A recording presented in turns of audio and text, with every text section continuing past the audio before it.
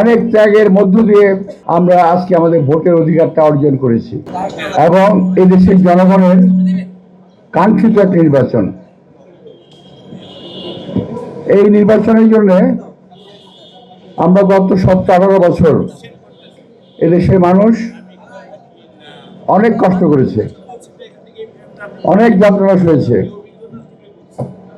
আওয়ামী লীগের অত্যাচার সয়েছে, তৎকালীন পেটোয়া বাহিনীর অত্যাচার সয়েছে। কিছুক্ষণ আগে একজন নার্সদের একজন নেত্রী আমার কাছে আসলেন, এসে বললেন, স্যার আমাকে চিনতে পারছেন? তো অনেক জায়গার কথা আমার চিনতে একটু দেরি হয়েছে।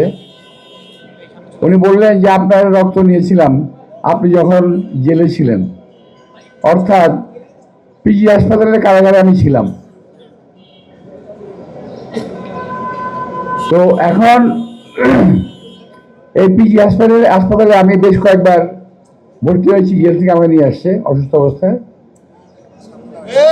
তো আমারই মতো বাংলাদেশে বহু নাগরিক, আমাদের মতো বাংলাদেশের বহু নেতা কর্মী জেল খেটেছে এবং জেলখানায় তারা অনেকে মারাও গেছে। আমার মনে পড়ে আমাদের সোনালী ব্যাংকের স্টেশনের প্রেসিডেন্ট ছিল, সে মারা গেল। আমাদের পিন্টু মারা গেল, ছাত্রনেতা, এবং আরো অনেকেই এই অত্যাচারের বলি হয়েছে। সর্বশেষ আমাদের দেশনেত্রী বেগম খালেদা জিয়া এই সরকারের হাতে নিপীড়িত হয়ে শেষ পর্যন্ত তিনি আমাদেরকে ছেড়ে চলেই গেলেন, চিকিৎসা পাননি। এই দেশের একজন সাধারণ মানুষ যে চিকিৎসাটা পায় সেই চিকিৎসাটাও তিনি পান নাই। এই সরকার এই চিকিৎসা নিতে দেয় নাই।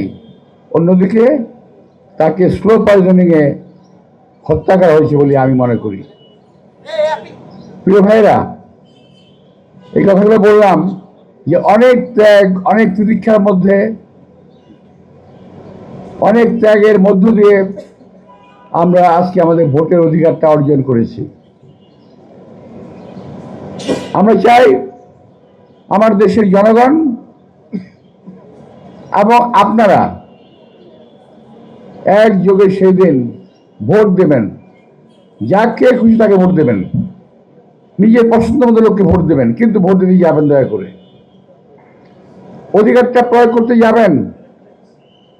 ডাক্তার হোক, নার্স হোক, রাজনীতিবিদ হোক, কুলি হোক, মজুর হোক, যেই হোক, এই ভোটের অধিকার প্রয়োগের দায়িত্ব তার রয়েছে।